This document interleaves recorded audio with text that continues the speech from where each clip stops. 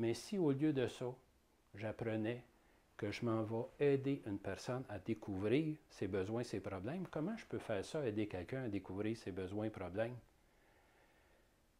Une phrase qui me vient à l'idée, j'ai toujours appris que tant que je parle, j'apprends rien. Mais quand j'écoute, j'apprends beaucoup. Alors, quand je rencontre un client, au lieu de parler, si je prenais le temps d'écouter et de poser des questions, et de poser les bonnes questions au bon moment, à ce moment-là, je vais aller chercher l'information que j'ai besoin pour vérifier c'est quoi que la personne a besoin. Et à partir de là, si elle a un besoin, oui, je peux l'aider. Si elle a un problème, oui, je peux l'aider. Mais encore là, une autre chose à vérifier, c'est pas parce que quelqu'un a un problème qu'il est prêt à faire quelque chose pour le régler. Exemple, dans le domaine de la santé, on entend souvent dire ben regarde, tu pourras acheter tel appareil, ça va t'aider, ça va te faire du bien.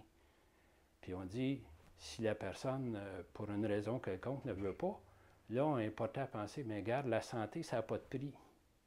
C'est vrai que ça n'a pas de prix, la santé. Mais pour la personne, il s'agit de vérifier, est-ce que ton inconfort actuel, est-ce que c'est quelque chose que tu peux vivre avec, ou si c'est quelque chose qui est rendu intolérable? Si c'est quelque chose que tu peux vivre avec, comme n'importe quelle situation, on vit tous des situations qui sont plus ou moins désagréables, mais on a tendance à s'adapter. Une fois qu'on est adapté, ben je veux dire, on l'endure. Mais quand c'est rendu à un point, là, tu gardes, j'en peux plus, là, je suis rendu au bout, là, il faut qu'il y ait de quoi qui se passe. C'est drôle que là, on est prêt à faire des choses.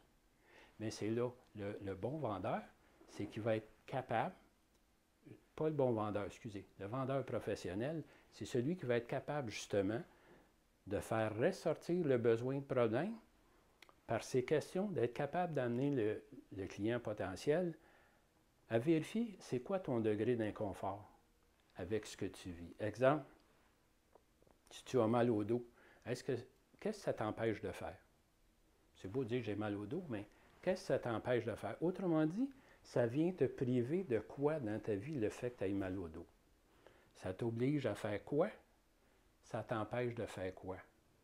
C'est drôle qu'à ce moment-là, si la personne me dit, ben regarde, parce que j'ai mal au dos, je ne peux plus aller prendre de marche, je ne peux plus faire des exercices, je ne peux plus aller danser, et ainsi de suite.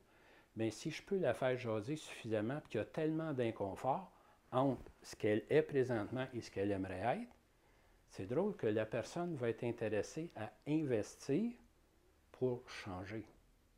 Mais si je ne lui ai pas fait découvrir ça, si l'inconfort n'est pas suffisamment grand, j'ai beau dire ce que ça voudra, mais la personne ne sera pas prête à passer à l'action.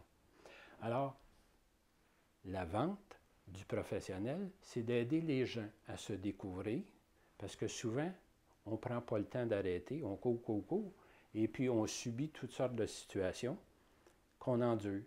Mais si on rencontre quelqu'un qui est capable, lui, de nous faire découvrir, de nous faire arrêter, de nous faire prendre conscience, on est là aujourd'hui, exemple, puis j'aimerais être là, il y a des actions, il y a des choses qui peuvent être faites.